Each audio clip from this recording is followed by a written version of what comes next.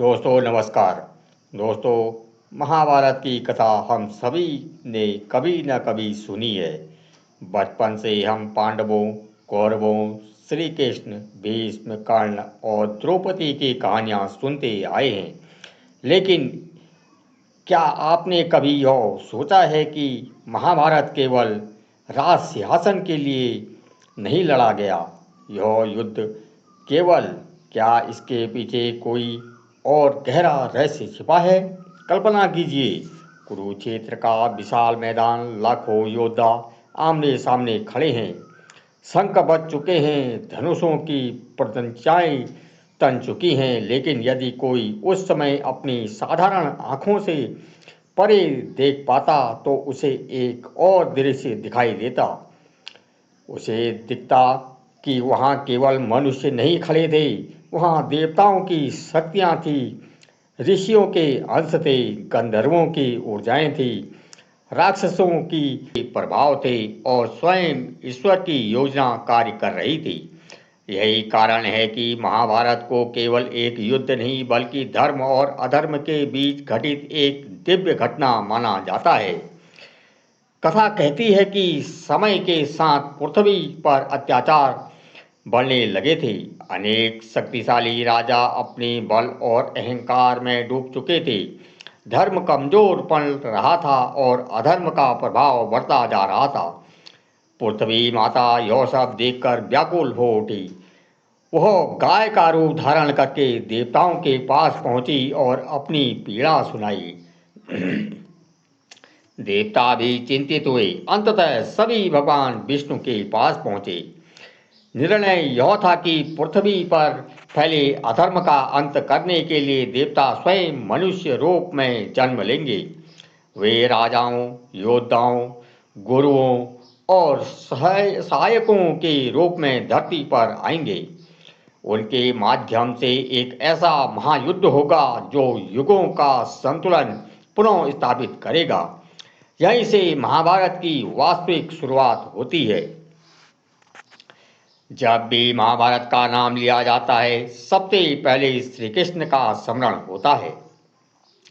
द्वारका के राजा अर्जुन के मित्र और पांडवों के मार्गदर्शन के रूप में हम उन्हें जानते हैं, लेकिन वास्तव में उनका स्वरूप इससे कई अधिक विशाल था। वे भगवान विष्णु के अवतार माने जाते थे। जब धर्म की रक्षा और अधर्म के विनाश का समय आया तब उन्होंने मनुष्य रूप धारण किया। उन्होंने स्वयं शस्त्र नहीं उठाया, लेकिन पूरा युद्ध उनकी रणनीति और मार्गदर्शन से संचालित हुआ। ऐसा लगता है मानो वे केवल घटनाओं को घटित नहीं होने दे रहे थे, बल्कि उन्हें सही दिशा भी दे रहे थे। गीता का उपदेश इसका सबसे बड़ा उदाहरण है। जब अर्जुन युद्ध भूमि में भ्रमित हो गया तब श्री कृष्ण ने उसे केवल युद्ध का नहीं बल्कि जीवन, कर्म, आत्मा और धर्म का ज्ञान दिया।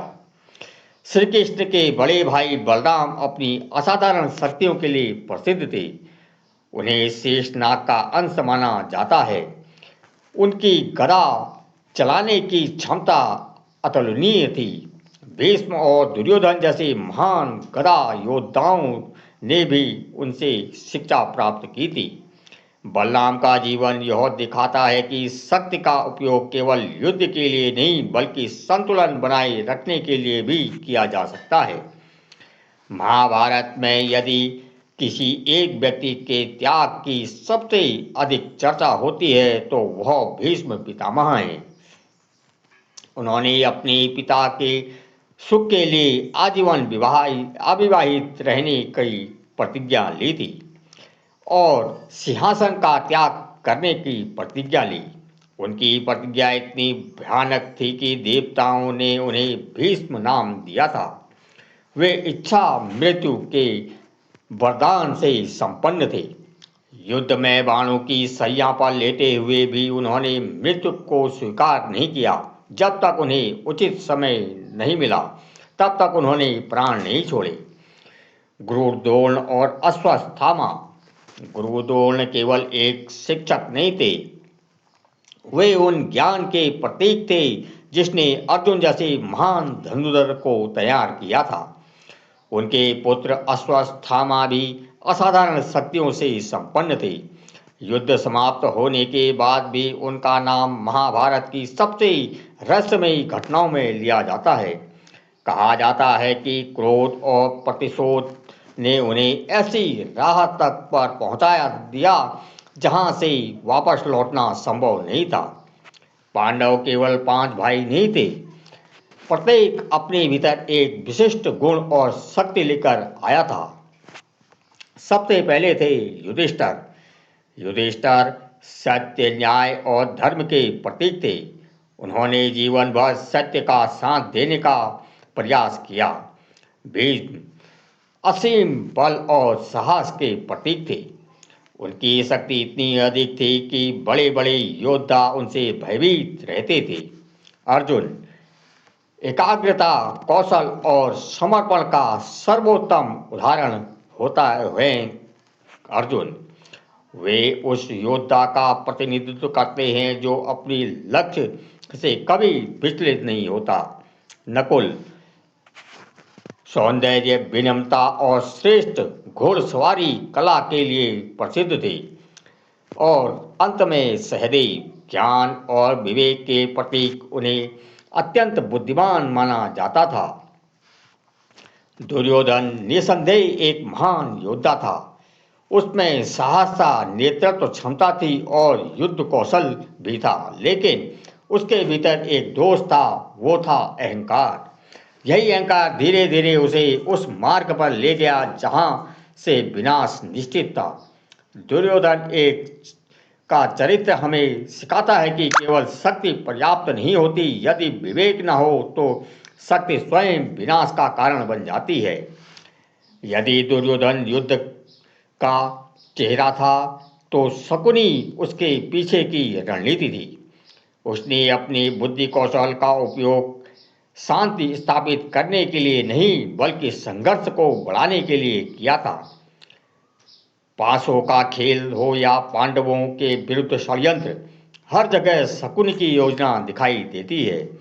उसकी कहानी यह सिखाती है कि बुद्धि यदि गलत दिशा में चली जाए तो वह तलवार से भी अधिक खतरनाक बन जाती है। कर्ण का जीवन संघर्ष की परिभाषा है। जन्म से ही परिस्थितियों ने उसका साथ नहीं दिया। वे असाधारण प्रतिभाशाली थे, लेकिन समाज ने उन्हें बार बार उनके जन्म के आधार पर आंका। फिर भी उन्होंने हार नहीं मानी। अपनी उदारता इतनी प्रसिद्ध कर दी कि उन्हें दानवीर कर्ण के नाम से जाना जाने लगा। युद्ध भूमि में उसका साहस और मित्रता के प्रति अपनी निष्ठा आज भी लोगों को प्रेरित करती है। महाभारत की पूरी कथा में द्रौपदी का स्थान अत्यंत महत्वपूर्ण है। उसके अपमान ने पूरे समाज को आईना दिखाया। सभा में उपस्थित अनेक महान योद्धा मौन रहे। वहीं से एक प्रश्न जन्मा, क्या अन्याय के सामने मौन रहना अपराध है? द्रौपदी की कहानी एक केवल पीड़ा की नहीं, बल्कि आत्मसम्मान और न्याय की कहानी है। अभिमन्यु युवा थे, लेकिन उसका साहस किसी में महारथी में कम नहीं था। उन्होंने चक्रव्यूह में प्रवेश किया, जबकि उन्हें पता था कि बाहर निकलने की पूरी विधि उन्हें नहीं आती है। फिर भी वो पीछे नहीं हटे। उसका बलिदान आज भी वीरता का प्रतीक माना जाता है। अब सबसे बड़ा प्रश्न, यदि इतने सारे महान योद्धा, देवतुल्य व्यक्तित्व और दिव्य शक्तियों इस कथा में मौजूद थी, तो क्या यह युद्ध टाला जा सकता था? महाभारत हमें बताती है कि कई अवतार ऐसे आए जब युद्ध रुक सकता था। श्री कृष्ण स्वयं शांति प्रस्ताव लेकर गए थे। पांडव केवल 5 गांव पर ही समझौता करने को तैयार हो गए थे, लेकिन जब अहंकार, लालच और अन्याय अपनी सीमा पार कर जाते हैं तो संघर्ष अनिवार्य हो जाता है। यही महाभारत का सबसे बड़ा संदेश है।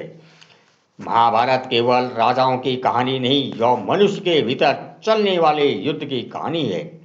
पांडव और कौरव केवल पात्र नहीं हैं, वे हमारे भीतर मौजूद धर्म और अधर्म, विवेक और अहंकार, सत्य और स्वार्थ का प्रतिनिधित्व करते हैं। कुरुक्षेत्र का मैदान केवल हरियाणा की भूमि पर नहीं था, वह हर मनुष्य के भीतर भी है। और शायद यही कारण है कि हजारों वर्षों बाद भी महाभारत केवल एक कहानी नहीं बल्कि जीवन को समझने का एक मार्गदर्शन ग्रंथ बन चुकी है। तो दोस्तों, यह थी आज की वीडियो। आपको कैसी लगी हमें कमेंट बॉक्स में ज़रूर बताइए। अगर आपको हमारी यह वीडियो आपके दिल को छू गई है तो इसी चैनल को सब्सक्राइब कीजिए और लाइक कीजिए। बेल आइकन को दबाना ना भूलिए ताकि आने वाले वीडियो का नोटिफिकेशन सबसे पहले आप तक पहुंचता रहे। लेते हैं आपसे विदा। जय श्री कृष्णा। हर हर महादेव।